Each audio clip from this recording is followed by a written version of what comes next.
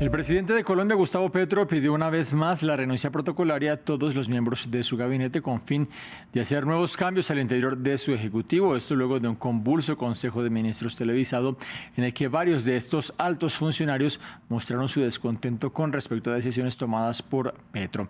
Algunos jefes de cartera han decidido salir de sus cargos de manera irrevocable. El análisis es con Felipe Botero, profesor y director de Ciencias Políticas de la Universidad de los Andes. Señor Botero, gracias por estar con nosotros. ¿Cree usted que las acciones de Petro se pueden leer como una estrategia o es más bien una administración apurada de la crisis política? Hola, buenas tardes. Gracias por la invitación. Yo creo que es una estrategia política. A mí me parece más sensato pensar en que el resultado de esta crisis ministerial que se produjo con el Consejo de Ministros televisado fue algo que estaba planeado originalmente y justamente yo creo que el presidente Petro decidió hacer la transmisión en vivo de ese Consejo de Ministros precisamente para producir la crisis y en el transcurso de la semana fue ocurriendo con las renuncias de un par de ministros, de la secretaria privada de presidencia, con el director de la oficina de presidencia y finalmente ayer con la renuncia de la ministra de Medio Ambiente, que finalmente condujo a que el presidente Petro le pidiera la renuncia protocolaria a todos los ministros, lo cual es una movida típica, es una jugada normal de los gobiernos, pedirle la renuncia a sus ministros como mecanismo de sentirse libres de reacomodar las fuerzas políticas en el gabinete y esto pues sin duda muestra que Petro tenía el interés de producir esa crisis para poder realizar ese reacomodo. Petro también en su declaración ayer en redes sociales señaló que lo hace porque le quedan 18 meses, le queda año y medio y quiere cumplir con lo que prometió. Otra forma de leerlo también es que quiere apalancar a la izquierda de cara a las elecciones presidenciales que también van a ocurrir el año entrante. Entonces se trata de una movida política para empezar a consolidar el futuro electoral de los movimientos de izquierda en el país. Señor Botero, si el presidente ya en lo que llevamos de gestión ya había pedido anteriormente la renuncia protocolaria de su gabinete, ya había renovado a sus ministros, ¿por qué ahora exponer a su Consejo de Ministros de esa manera televisada que ha dado para tanta discusión en Colombia? ¿Por qué hacer ese Consejo de Ministros para volver a hacer esta renovación del gobierno? ¿Valía la pena exponer así al gobierno? Es una buena pregunta sobre la razón de ese consejo que resultó tan cuestionado y tan criticado, precisamente porque expuso las fracturas internas, pero tal vez una forma de leerlo es que hacer eso era un mecanismo para exponer justamente las diferencias que había al interior del Consejo de Ministros y así suscitar esa crisis y no y que no tuviera que ser Gustavo Petro como presidente el que pidiera las renuncias directamente, sino que le transfería a sus ministros la decisión de apartarse.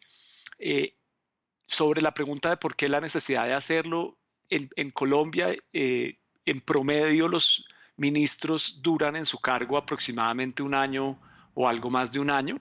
Los ministros no suelen permanecer en sus cargos por periodos muy prolongados. De hecho, en el gabinete de Petro había un par de ministras que lo estaban acompañando desde el principio de su mandato, es decir, llevaban 2 años largos con él.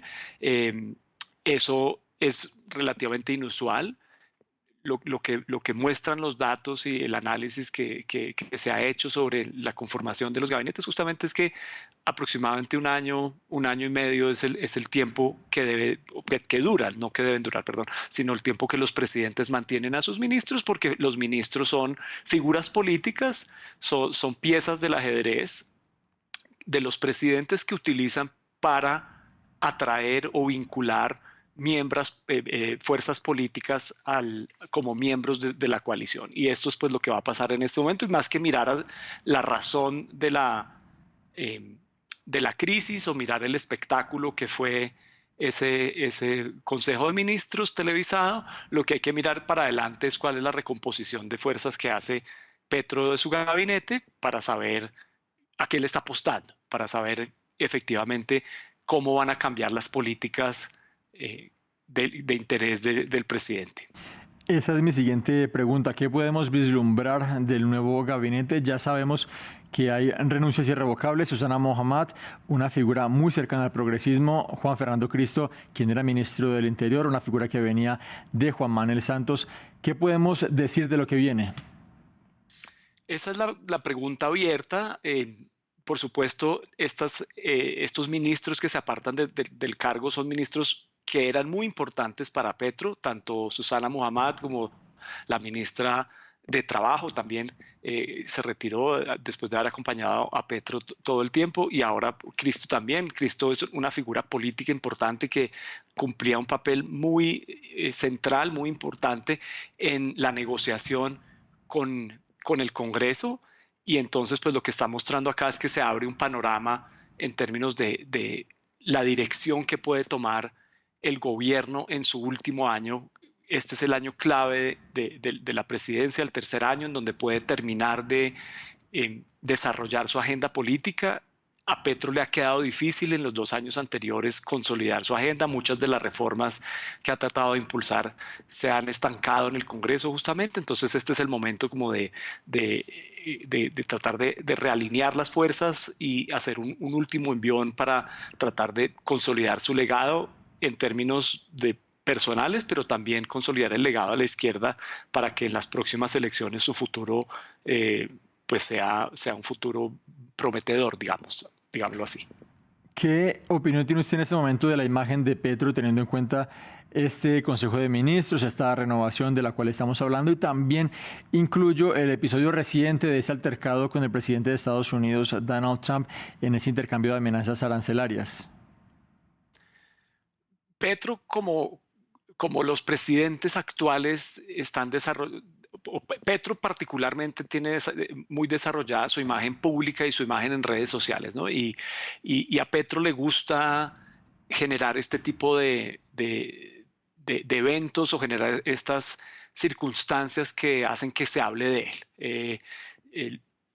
Respecto al altercado con Donald Trump, el rifirrafe con Donald Trump, yo creo que fue un error de cálculo, pero en últimas lo que quería Petro era generar un poco de debate y discusión sobre un tema que merece la pena ser discutido, como la forma en la que se tratan a los migrantes y a los migrantes deportados específicamente, pero yo creo que hubo un error de cálculo en términos de las consecuencias que eso podía tener, y la amenaza de aranceles pues fue sumamente grave, y de haber sido impuesta hubiera podido tener consecuencias muy serias sobre la economía colombiana. Entonces ahí de pronto el interés por figurar en el espacio público, por ser noticia, por ser tendencia, casi le sale muy costoso. Lo mismo yo creo que ocurrió esta vez con el Consejo de Ministros.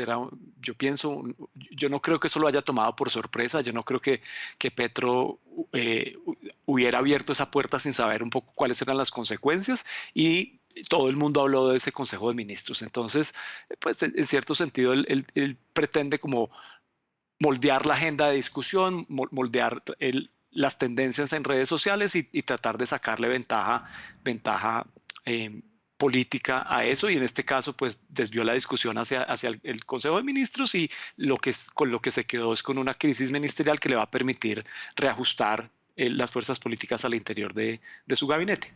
Señor Botero, para terminar y brevemente, por favor, ¿qué papel está jugando la oposición? ¿Cómo están actuando desde el antipetrismo, por decirlo así, en medio de este panorama?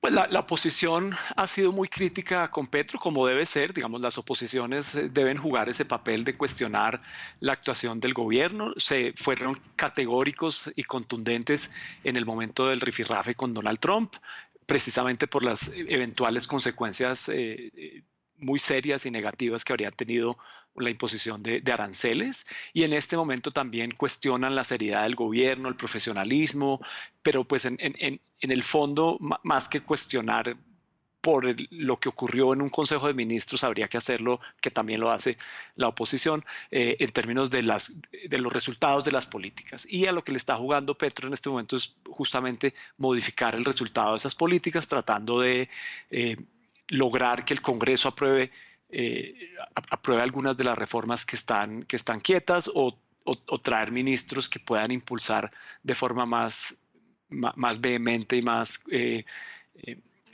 efectiva la inversión social principalmente, que es a lo que le ha apostado Petro y lo que le ha prometido a la ciudadanía. Felipe Botero, profesor y director de Ciencias Políticas de la Universidad de los Andes, muchas gracias por ese análisis. Muchísimas gracias por la invitación. A ustedes también, gracias por estar con nosotros. Hacemos una breve pausa y ya regresamos.